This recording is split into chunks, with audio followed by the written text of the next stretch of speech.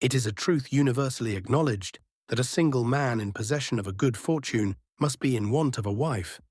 However little known the feelings or views of such a man may be on his first entering a neighborhood, this truth is so well fixed in the minds of the surrounding families that he is considered as the rightful property of someone or other of their daughters.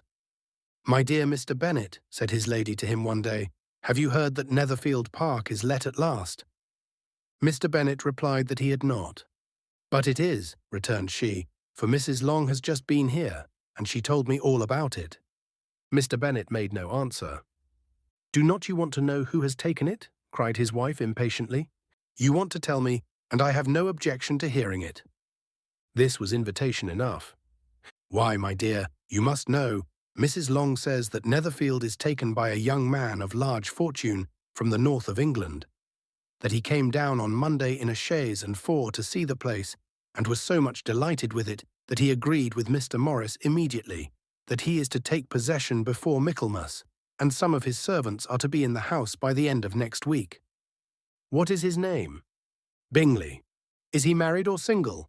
"Oh, single, my dear, to be sure. A single man of large fortune, 4,000 or 5,000 a year. What a fine thing for our girls!" "How so? How can it affect them?" "My dear Mr. Bennet," replied his wife, "how can you be so tiresome? You must know that I am thinking of his marrying one of them." "Is that his design in settling here?" "Design? Nonsense! How can you talk so? But it is very likely that he may fall in love with one of them, and therefore you must visit him as soon as he comes." "I see no occasion for that. You and the girls may go, or you may send them by themselves, which perhaps will be still better. For as you are as handsome as any of them, Mr. Bingley might like you the best of the party." "My dear, you flatter me. I certainly have had my share of beauty, but I do not pretend to be anything extraordinary now. When a woman has 5 grown-up daughters, she ought to give over thinking of her own beauty. In such cases, a woman has not often much beauty to think of. But, my dear, you must indeed go and see Mr. Bingley when he comes into the neighborhood. It is more than I engage for, I assure you. But consider your daughters. Only think what an establishment it would be for one of them. Sir William and Lady Lucas are determined to go merely on that account, for in general, you know, they visit no new falls comers. Indeed, you must go, for it will be impossible for us to visit him if you do not. You are over-scrupulous, surely.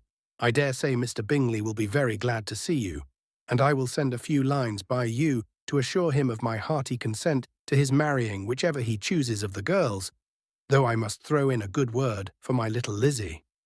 I desire you will do no such thing. Lizzie is not a bit better than the others, and I am sure she is not half so handsome as Jane, nor half so good-humoured as Lydia. But you are always giving her the preference."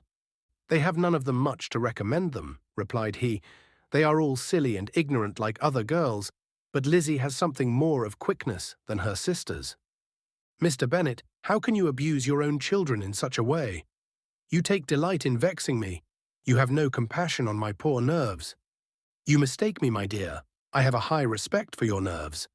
They are my old friends.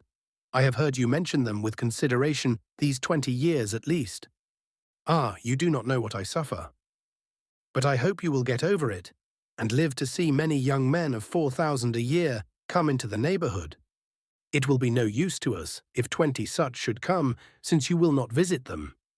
Depend upon it, my dear, that when there are 20, I will visit them all."